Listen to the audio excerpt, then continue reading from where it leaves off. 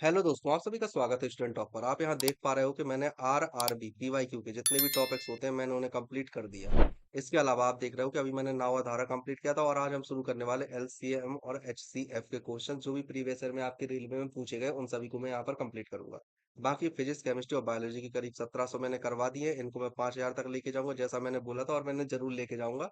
रही बात UP radio operator की प्ले लिस्ट की कि मैंने यहाँ पर ऐसे क्यों मेंशन किया है, तो इसका रीजन ये है कि यहाँ पर जो है चैप्टर वाइज मैंने करवाए थे फिजिक्स के कुछ क्वेश्चन, और ये क्वेश्चंस इतने अच्छे से ये लेक्चर बनाए गए हैं कि आपको किसी भी एग्जाम में बहुत ज्यादा बेनिफिट देंगे। तो अगर आप कोई चैप्टर पर्टिकुलर पढ़ना चाहते हो, जैसे लाइट हो गया, इलेक्ट्रिसिटी हो गया, मैकेनिक्स हो गया, तो अगर आप पर्टिकुलर पढ़ना चाहते हो तो आप इन लेक्चर्स को देख सकते हो। डेफिनेटली इससे आपको बेनिफिट होगा। ठीक है, चलो बढ़ते हैं आज के पहले क्वेश्चन की तरफ। लेकिन उससे पहले आपको पता होना चाहिए कि एलसीएम और एचसीएफ होता क्या है। तो देखो, एलसीएम का सीधा सा मतलब होता है जो हमारा एलसीएम होता है, मतलब लीस्ट कॉमन फैक्टर या लघुत्तम समापवर्ग। इसका मतलब ये होता है कि आपको कुछ संख्याएं दी गई होती हैं और आपको उन संख्याओं का उपयोग करके एक ऐसी संख्या निकालनी होती है जो कि उन तीनों संख्याओं से पूरी तरह से डिविजिबल हो, मतलब कि पूरी तरह से भाज्य हो। ऐसी संख्या निकालनी है। जैसे कि अगर आपको मान लीजिए कुछ संख्या दी है, 8 दिया हुआ है, 24 दिया गया है और 48 दिया गया है, तो इन सभी में अगर आप देखो तो इसे आप क्या लिख सकते हो, 2 की घात 3।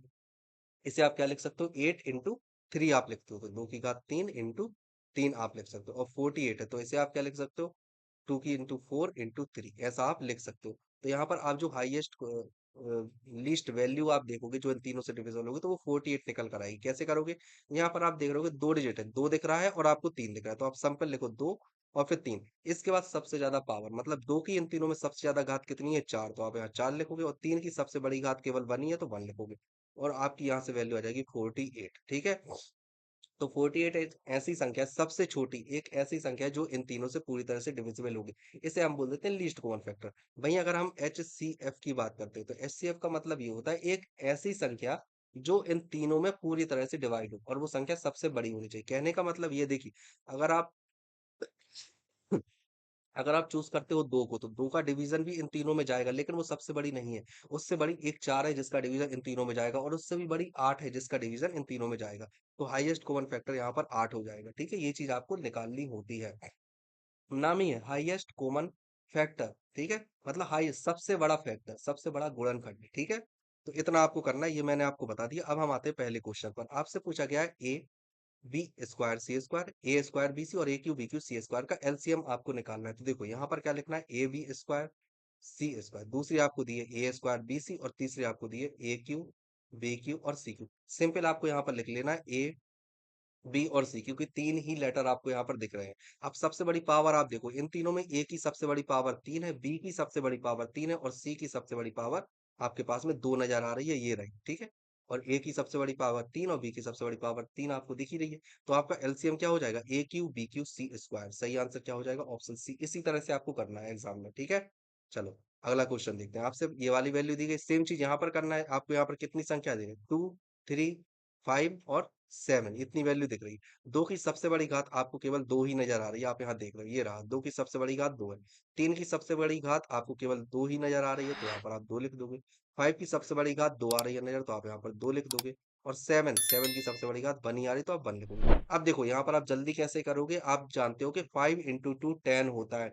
तो यहाँ से आप देखोगे, यहाँ से 4 निकल कर आएगा और यहाँ से 25 निकल कर आएगा। तो यहाँ पर 100 बनेगा, मतलब कि आखिरी में 2 जीरो आएंगे, और यहाँ पर 9 और 7, तो 9 सते 63। तो क्या आ जाएगा आपका आंसर, 6300। इस तरह से आपको क्वेश्चंस कंप्लीट करना है। ठीक है, चलो नेक्स्ट आपसे पूछिए ये वाली वैल्यू। ठीक है, ये और ये दो वैल्यू आपको देखने में बहुत ज्यादा भयानक लग रहा है, पर ऐसा कुछ है नहीं। सेम चीज आपको यहाँ पर करनी है। आपको यहाँ पर दिया गया 6xy-y, और दूसरी वैल्यू आपको दी गई 8 इंटू x की पावर 4y माइनस xy। इनके आपको गुणनखंड करोगे तो 6 का क्या करोगे, 2 इंटू 3 और x माइनस, यहाँ से आप करोगे x-1 और y आपका बाहर निकलेगा। इधर पर भी आप करोगे, 2 की घात 3 करोगे, यहाँ से आप क्या करोगे, y और x आप बाहर निकालोगे इधर से। इसके अलावा यहाँ पर बनेगा x³ - 1, और जो x³ - 1 होता है वो होता है x-1 into x square plus 1 plus x. ये वैल्यू निकल कर आती है। अगर मैं आपको फॉर्मूला बताऊं तो a³ - b³, इसका फॉर्मूला होता है a-b into A square plus B square plus A B. तो यही वाला फॉर्मूला मैं यहाँ पर पुट करूंगा, और जब आप यहाँ पर इस वाले फॉर्मूले को पुट करोगे, 2 की घात 3 xy, तो ये वैल्यू क्या बनेगी, x-1 और x square plus x plus one, ये वैल्यू बनी। अब देखो ये वाली जो एक्स माइनस वन है ये ऑलरेडी यहाँ पर है, ठीक है। तो हम यहाँ पर क्या लिख सकते हैं, जो आपके फैक्टर आएंगे, दो आ रहा है, एक आ रहा है तीन, एक आ रहा है एक्स वाई, और एक आ रहा है एक्स माइनस वन, और यहाँ पर आ रहा है x square plus x plus one. ये चीज आपकी निकल कर आ रही है। दो की घात आपके पास में यहाँ पर हाईएस्ट कितनी है, तीन, तीन की घात हाईएस्ट वन है, एक्स की वन ही है, और अगर वाई की आप देखो तो वन ही है, और इधर पर एक्स माइनस वन की वन, और इधर पर भी वन। तो आपका फाइनल आंसर क्या निकल कर आएगा, आठ, आठ तिरिक चौबीस। तो यहाँ से चौबीस करोगे, फिर यहाँ से आएगा एक्स वाई, और ये वाला तो पूरा फॉर्मूला ही होता है, तो x Q minus one Q, इस तरह से। तो आंसर क्या आ जाएगा, ऑप्शन ए, ठीक है। चलो अगला क्वेश्चन देखते हैं। आपसे पूछा है ये वाली वैल्यू, ये वाली वैल्यू, और ये आपको तीन संख्याएं दी गई हैं, इनका एलसीएम निकालना है, किसके बराबर होगा, पूरा नहीं निकालना है, किसके बराबर होगा, आपसे बस इतना पूछा है। तो देखो इसको आप कैसे लिखोगे, दशमलव बस हटा लोगे, तो यहाँ से लिखोगे 205 अपॉन 100 लिख सकते हो। इसे आपका लिखोगे 105 अपॉन 100 लिख सकते हो। ये तो आप टू है ही, तो आप टू ही लिखोगे। तो इन तीनों के एलसीएम के बराबर होगा। आपके पास ऐसा कौन सा ऑप्शन नजर आ रहा है, आपको ये चीज निकालनी है। तो कौन सा आ रहा है यहाँ पर, देखो 205, 100, 105, 100 और 200 बटे 100। तो आंसर ए हो जाएगा। क्यों, क्योंकि आप इसको दो को 200 बटे 100 भी लिख सकते हो, 100 बटे 50 भी लिख सकते हो, 50 बटे 25 भी लिख सकते हो। जैसा भी आप लिखना चाहो, अल्टीमेटली टू आना चाहिए। जब आप इन्हें सरल करोगे तो टू आ जाएगा, ठीक है। चलो अगला क्वेश्चन आपसे पूछा है, दो सहमूल संख्याओं x और y का लघुत्तम समावर्त आपको ज्ञात करना है। दो सहमूल संख्याएं x और y, इनका लघुत्तम समावर्त आपको निकालना है। आप कैसे निकालोगे, कोई दिक्कत नहीं है, सहमूल x y है तो लघुत्तम समावर्त क्या आ जाएगा, एक्स वाई, सिंपल, ठीक है। चलो अगला आपसे पूछा है, 290 और 660 का महत्तम समावर्त 10 है, उनका लघुत्तम समावर्त आपको निकालना। देखो महत्तम समावर्त और लघुत्तम समावर्त, अब यहाँ पर एक आपको आइडेंटिटी है, मतलब एक वैल्यू है जो आपको याद रखनी होगी।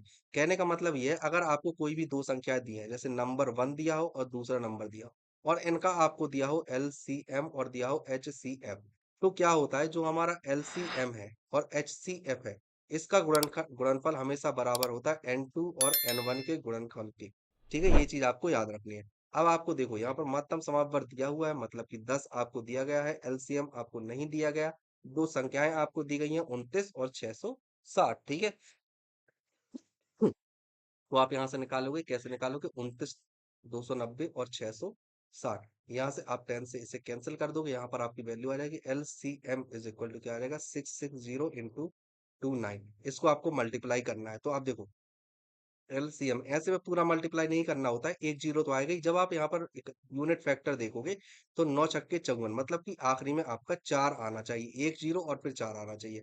और ऐसा केवल एक ही ऑप्शन में है, तो ऑप्शन सी आपका राइट आंसर हो जाएगा, ठीक है। बाकी 191 आएगा। इस तरह से आप करोगे, यूनिट डिजिट देखकर ही आप कर लोगे, ठीक है।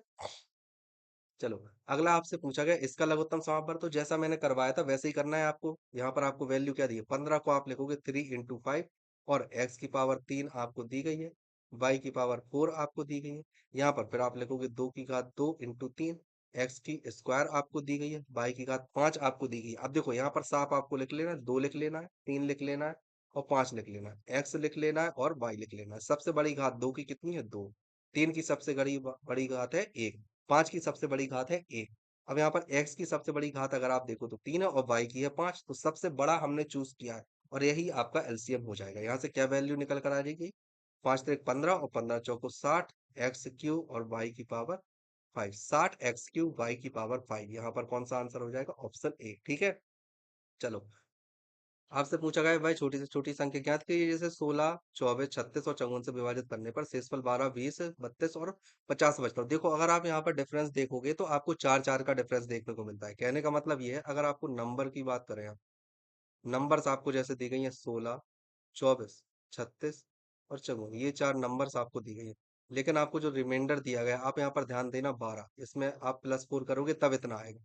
यहाँ पर आप देखोगे तो -4 करोगे ना, -4 करोगे तो इतना है। इधर पर भी आप -4 करोगे, फिर आपको दी गया 32 और फिर 50। कहने का मतलब ये है कि अगर आपका अंतर समान है, जब भी इस तरह की वैल्यू आप देखो कि अंतर आपका समान है, तो आप क्या करोगे, इन सभी का एलसीएम लेके एलसीएम में से -4 कर देना है। आपको ये चीज याद रखनी है।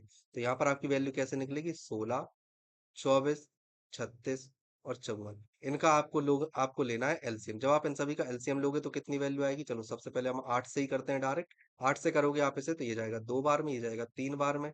इसे आप 8 से करोगे तो 4, तो 9 बार में, इसे आप करोगे तो 27 आ जाएगा, ठीक है। फिर इसके बाद आप एक बार और करोगे, 2 से किया आपने तो 3, 9 और 27, फिर आप डायरेक्ट 27 से करोगे, तो 27 दूनी 54 और 54 अट्ठे कितने होते हैं आपके पास में, 54 अट्ठे 32, तो मतलब 432। तो आपका जो एलसीएम निकल कर आ जाएगा वो आ जाएगा 432। ठीक है, एलसीएम अगर 432 है तो आंसर निकालने के लिए आप क्या करोगे, यहाँ पर 4 4 का डिफरेंस था तो आंसर में भी आप 4 का डिफरेंस करोगे।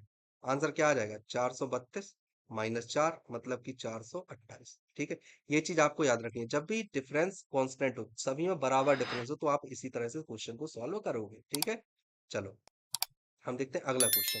आपसे पूछा है, 5 अंकों वाली सबसे बड़ी संख्या को जब 5, 6 और 7 से विभाजित किया जाएगा तब प्रत्येक स्थिति में शेषफल 2 बचता है। अब देखो, प्रत्येक स्थिति में शेषफल 2 बच रहा है और विभाजित किए जाने पर सबसे पहले आप देखोगे संख्या है 5 अंकों की, और सबसे बड़ी 5 अंकों की संख्या होती है 9999 और 9। ये सबसे बड़ी 5 अंकों की संख्या होती है। आप लोगे इन सभी का एलसीएम 5, 6 और 7, इन सभी का एलसीएम लेने पर कितना आ जाएगा, 210, 6 पंचे 30 और 30 सत्ते 210। तो आपका जो एलसीएम आया वो आया है 210। अब देखो 210 से कंप्लीटली डिविजिबल सबसे बड़ी संख्या कितनी होगी, आप इसमें डिवाइड देकर निकालोगे तो सबसे पहले ये जाएगा 4 टाइम्स, 4 टाइम्स में जाने के बाद ये आ जाएगा 840, यहाँ से आ जाएगा 159, फिर आप करोगे 9, फिर यहाँ से आ जाएगा 4 टाइम्स में गया तो यहाँ से आ जाएगा आप 7 बार में, तो 0 आया, 7 आया और फिर 14 आया, यहाँ से आपकी वैल्यू आ जाएगी 921, 129। फिर यहाँ पर आप फिर से 9 लिखोगे, फिर आपकी वैल्यू जाएगी 6 टाइम में तो यहाँ से आ जाएगा 1260, और यहाँ से आपके पास में कितना आया, 39। तो देखो सबसे छोटी संख्या 5, सबसे बड़ी संख्या 5 अंकों की जो कंप्लीटली डिविजिबल है वो क्या होगी, 9999 माइनस 39 आप यहाँ से करोगे तो आपकी वैल्यू यहाँ से निकल कर आएगी 99960। लेकिन आपको चाहिए है दो शेषफल वापस, तो दो शेषफल के लिए आप +2 करोगे तो आपका आंसर क्या आ जाएगा, 99962। ठीक है, आपका आंसर क्या आया यहाँ पर, ऑप्शन डी। इसी तरह से आपको क्वेश्चंस करना है, इसकी कोई शॉर्ट ट्रिक नहीं होती, आपको ऐसे ही करना पड़ेगा। ठीक है, चलो नेक्स्ट। आपसे पूछा है, वह छोटी से छोटी संख्या ज्ञात कीजिए जिससे क्रमशः इतने इतने इतने से विभाजित करने पर 13, 41 और 29 शेष बचता है। तो देखो 20, 48 और 36, ये क्या है, ये है आपके नंबर। और अगर आप रिमाइंडर की बात करो तो आपके पास में कितना आ रहा है, 13, 41 और आ रहा है 29।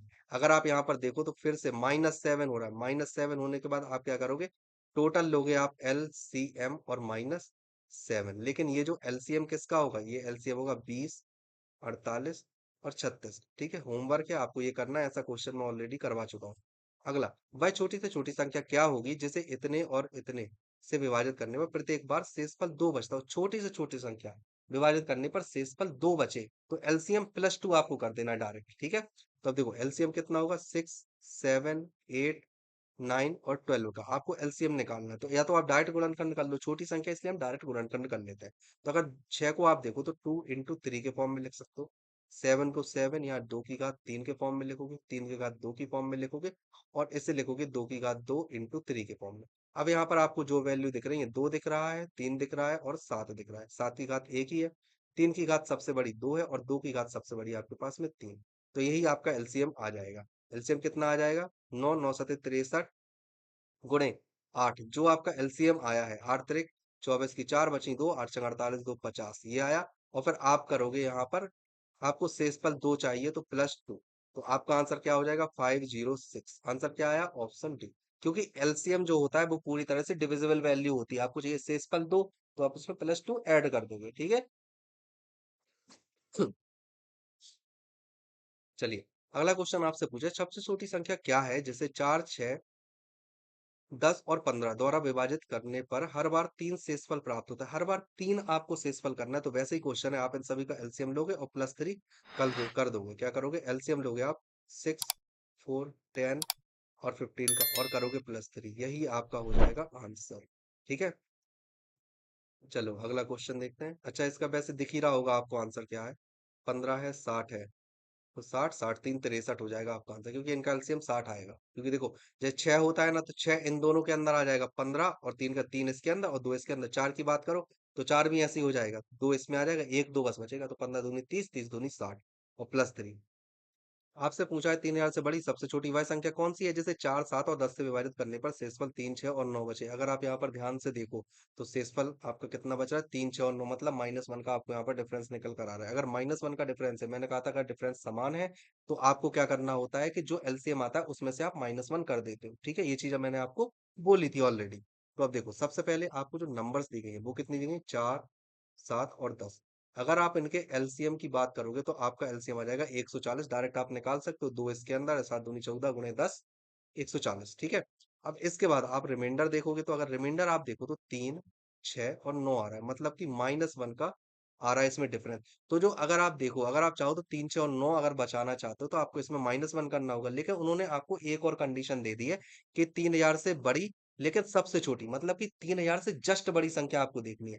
तो 3000 से जस्ट बड़ी संख्या जो कि 140 से पूरी तरह से डिविजिबल होगी, वो कितनी होगी ये आपको निकालना होगा। ठीक है, तो वो आप कैसे निकालोगे, सबसे पहले देखो, अक्सर लोगों से ये गलती हो जाती है कि जब वो 3000 में 140 का भाग देने की सोचते हैं तो वो उसमें जीरो से जीरो कैंसिल कर लेंगे, फिर से 2 से कैंसिल करके 7 और 150 लिख लेते हैं, जो कि पूरी तरह से गलत है। अगर आप ऐसा करते हो एलसीएम और एचसीएफ के क्वेश्चंस में तो आपके आंसर नहीं आएंगे, ये चीज आप ध्यान रखना। तो एलसीएम और एचसीएफ में आपको कुछ भी सरलीकृत नहीं करना है, ये चीज आप ध्यान रखना सबसे पहले। ठीक है? जो आपका एलसीएम आया है वो अगर 140 है तो 140 ही आपको लिख रहना देना है। ठीक है ना? उसको आप सरल नहीं करोगे, क्योंकि एलसीएम तो एलसीएम ही ना, अगर आपने सरल करके संख्या छोटी कर ली तो फिर वो एलसीएम नहीं बचा। अगर आपने 2 से डिवाइड करके इसे 70 कर लिया तो फिर अब वो एलसीएम है ही नहीं। तो आपका क्वेश्चन ही पूरा, मतलब आपका जो आंसर है वो पूरी तरह से गलत हो गया, आपने एलसीएम ही गलत ले लिया। ठीक है? तो आपको एलसीएम ही लेकर चलना है, आपको सरलीकृत नहीं करना है, ये चीज़ आप ध्यान रखना। सेम चीज़ आपको एचसीएफ के साथ भी याद रखनी है, आपको उसे भी सरलीकृत नहीं करना है। ठीक है? अब देखो, आप भाग दोगे 140 का 3000 में। ठीक है, देखो मैं यहाँ पर बताता हूँ। आप जब 3000 में भाग दोगे 140 का, तो आप इसे दोगे दो बार में जाएगा तो ये जाएगा 280। यहाँ से आपके पास में बचेगा 20, जीरो जीरो एक बार में जाएगा तो आ जाएगा 140 और यहाँ से बचेगा 60। तो आपकी यहाँ से जो वैल्यू आएगी 2940, ये सबसे छोटी संख्या है, 3000 से जस्ट छोटी संख्या है, जो पूरी तरह से डिविजिबल होगी। आपको 3000 से बड़ी संख्या चाहिए, जस्ट बड़ी, तो आप इसमें क्या करोगे, 140 ऐड करोगे और यहाँ से आपकी वैल्यू आ जाएगी 3080। ये 3000 से जस्ट बड़ी संख्या है, ये जैसा उन्होंने बनाया 3000 से बड़ी सबसे छोटी संख्या। तो ये 3080 जो कि पूरी तरह से डिविजिबल होगी। अब आपको चाहिए है कि 3, 7 और 10 शेषफल बचे। तो मैंने आपको क्या बताया था, जो भी आपकी वैल्यू आती है अगर समान डिफरेंस है तो आप एलसीएम में भी माइनस उतना ही कर दोगे। तो यहाँ पर अगर 3080 आ रहा है तो आप यहाँ पर भी -1 करके 3079, 3079 कर दोगे, आपका आंसर आ जाएगा ऑप्शन ए। ठीक है, ऐसा करना है आप। चलो हम देखते हैं अगला क्वेश्चन। ओके, अगला क्वेश्चन आपसे पूछा है, एक समूह में 8 बच्चे हैं, एक दर्जन पेंसिल वितरित होने वाले पैकेट्स हैं।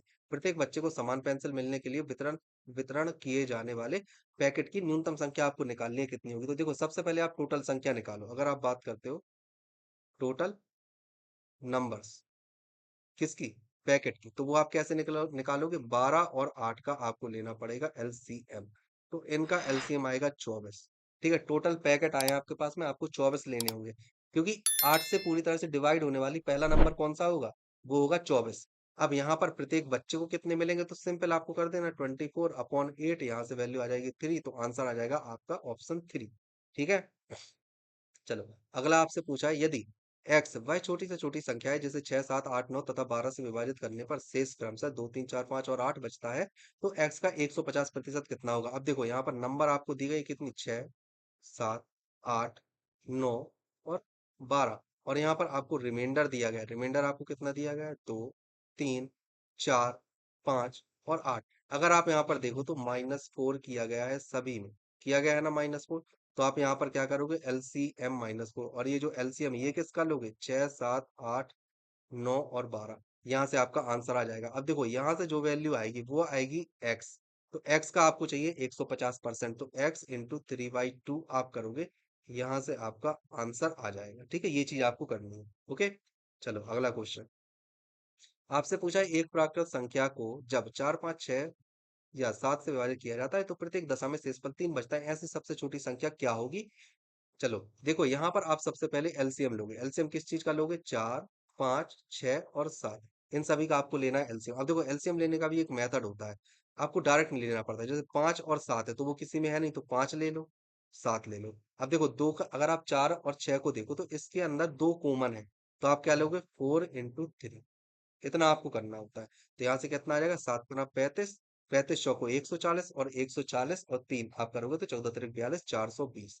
इसका जो एलसीएम आएगा वो आएगा 420। आपको चाहिए सबसे छोटी संख्या क्या है, शेष 3 बचे, तो आपका आंसर कितना हो जाएगा, 420 धन 3, आपका आंसर आ जाएगा 423। सही आंसर क्या होगा, ऑप्शन बी 423। ठीक है। चलो अगले क्वेश्चन पर आता हूँ। आपसे पूछा है दो, अच्छा ये दिया है, ये संख्या और ये संख्या, इनका महत्तम समापवर्त आपको निकालना है। तो महत्तम समापवर्त आप कैसे निकालो, वह छोटी से छोटी संख्या जिसका इन तीनों में भाग चला जाए। तो एलसीएम के लिए आप सबसे बड़ा चूज करते थे और महत्तम समापवर्त के लिए आपको सबसे छोटा चूज करना है। अब यहाँ पर संख्या देखो, आपको क्या देखी है, एक तो 3 दिख रही है, 2 दिख रही है और 5 दिख रही है। तो 2 की सबसे छोटी घात कौन सी है, 1। 3 की यहाँ पर सबसे छोटी घात कौन सी है, 1। और यहाँ पर अगर आप 5 की देखो तो 5 की सबसे छोटी घात कौन सी है, 5। ठीक है, 1 है। तो आपका यहाँ पर महत्तम समापवर्ग कितना आ जाएगा, 3×2 = 6, 6×5 = 30। आंसर क्या आ जाएगा, ऑप्शन बी, सबसे छोटी आपको लेनी है, तो आंसर क्या आ गया, ऑप्शन बी। ओके। चलो अगला क्वेश्चन देखते हैं। इतना इतना इतने का महत्तम समापवर्ग, सेम चीज आपको का निकालनी है, ए बी और सी दिया है। तो ए की सबसे छोटी कौन सी है, यहाँ पर 3 है, 2 है, 1 है, 1 है, तो ए की सबसे छोटी है 1। अब यहाँ पर बी की सबसे छोटी कौन सी है, तो 1 ही है। और सी की सबसे छोटी भी 1 ही है, तो आपने 1 लिख लिया। तो यहाँ पर आंसर क्या आ जाएगा महत्तम सामवर्त का, ऑप्शन डी। अब सपोज कीजिए आपको एक और नंबर दे दी होती ए बी, मतलब उसमें सी है ही नहीं, तो आप यहाँ पर सबसे छोटी क्या हो जाती, फिर सी की घात 0 हो जाती, तो आपका जो महत्तम सामवर्त होता है वो केवल ए बी होता है। तो सबसे छोटी लेना है। यहाँ पर 0 घात वाला आ नहीं रहा है, लेकिन अगर 0 घात वाला है तो आपको 0 घात ही लेना है, ये चीज आपको याद रखनी है। ठीक है। चलो अगला आपसे पूछे, इतने का महत्तम समापवर्त आपको निकालना है, वही सबसे छोटी आपको निकाली, इनके गुणनखंड और फिर सबसे छोटी संख्या।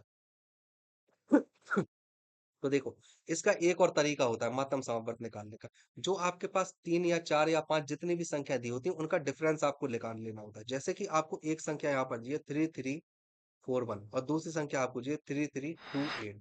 तो आप जो इनका डिफरेंस होगा ना, मतलब डिफरेंस आ रहा है 13, तो यही आपका एचसीएफ होगा, ये चीज आपको निकालनी पड़ेगी। ठीक है। तो यही होगा आपका एचसीएफ। तो एचसीएफ क्या हो जाएगा, 13। ये भी एक ट्रिक होती है जिसे आप आसानी से कर सकते हो।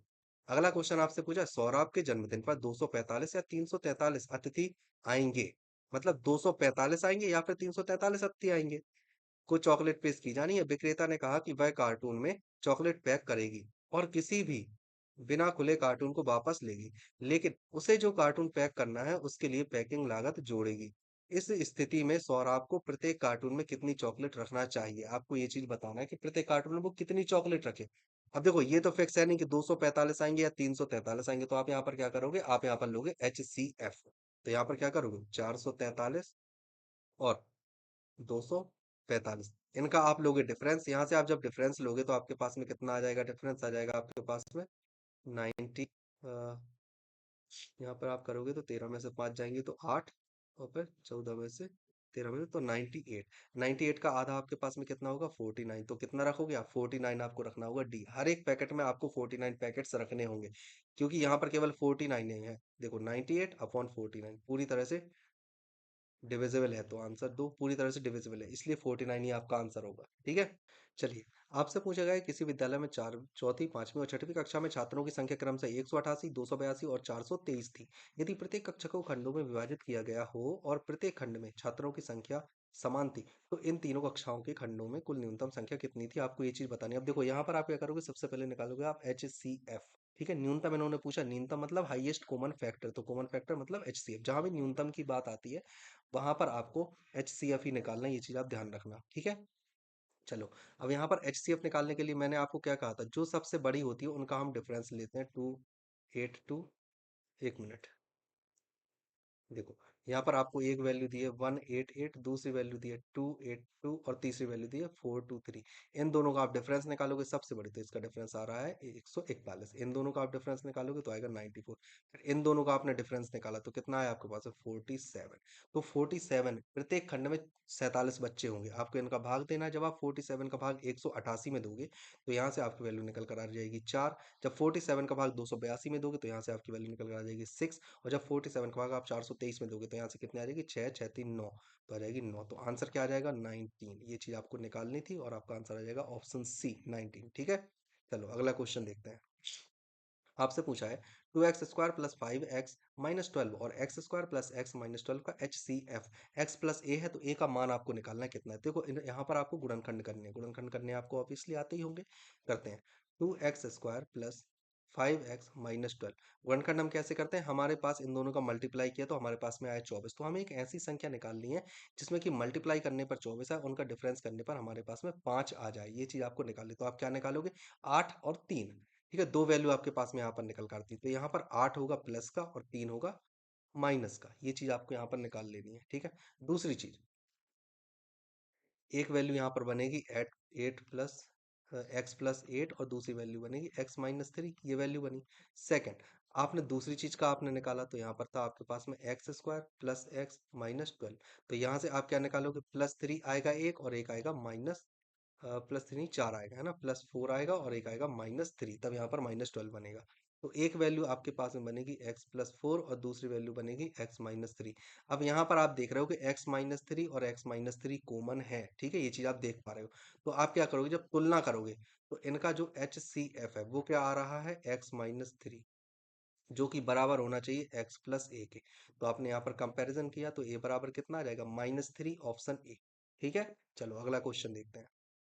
आपसे पूछा है सीवा के पास 24 चॉकलेट, 36 बिस्कुट और 60 आइसक्रीम अपने सहपाठियों को बांटने के लिए है। वह चाहती है कि उसके प्रत्येक सहपाठी को प्रत्येक वस्तु समान संख्या में मिले। सहपाठी की अधिकतम संख्या क्या है जिसमें वह एक भी चीज बचाए बिना पूरी तरह से बांट सकती है। अधिकतम संख्या कितनी है, देखो सबसे पहली बात आपको ये देखना होता, आपको यहाँ पर क्या करोगे, आप बड़ी से बड़ी संख्या देखोगे जो कि तीनों में डिविजिबल हो, मतलब कि हाईएस्ट कॉमन फैक्टर आपको यहाँ पर निकालना है। हाईएस्ट कॉमन फैक्टर के लिए आप क्या करोगे, 24 लिखोगे, 36 लिखोगे और 60 लिखोगे। इन दोनों का डिफरेंस अगर आप देखते हो तो आपके पास में आ जाएगा 24। इन दोनों का डिफरेंस अगर आप देखते हो तो आपके पास में आएगा 12। इन दोनों का डिफरेंस आप देखते हो तो आता है 12। तो आंसर क्या होगा आपका, 12, ऑप्शन सी। ठीक है, तो आपके जो सहपाठी हैं, उनकी संख्या 12 होनी चाहिए। अगर 12 होंगे सहपाठी तो यहाँ पर प्रत्येक को 2 मिल जाएगा, यहाँ पर प्रत्येक को 3 मिल जाएगा और यहाँ पर प्रत्येक को 5 मिलेगी। ठीक है, तो आंसर क्या हो जाएगा, 12। इसी तरह से आपको क्वेश्चन करने हैं। ये चीज ध्यान रखना कि जो भी मैंने यहाँ पर क्वेश्चन करवाए, जो भी मैंने ट्रिक्स या तरीके बताए, उसी तरह से अगर आप एग्जाम में करोगे तो डेफिनेटली आपका सिलेक्शन हो जाएगा। ठीक है, चलो आज के लिए इतना काफी। अगर आपको लेक्चर अच्छा लगा हो तो प्लीज चैनल को जरूर सब्सक्राइब कीजिएगा, आपको आने वाले वीडियोस के नोटिफिकेशन मिलते रहेंगे। और भी बहुत अच्छी अच्छी चीजें हैं जो कि मैं रेलवे के लिए लेकर आने वाला हूँ। देखो एक जो सिलेक्टेड, खैर मैं बताना नहीं चाहता हूँ, लेकिन आप पढ़िए है ना। आप इस तरह से अगर पढ़ोगे तो डेफिनेटली आपका सिलेक्शन हो जाएगा।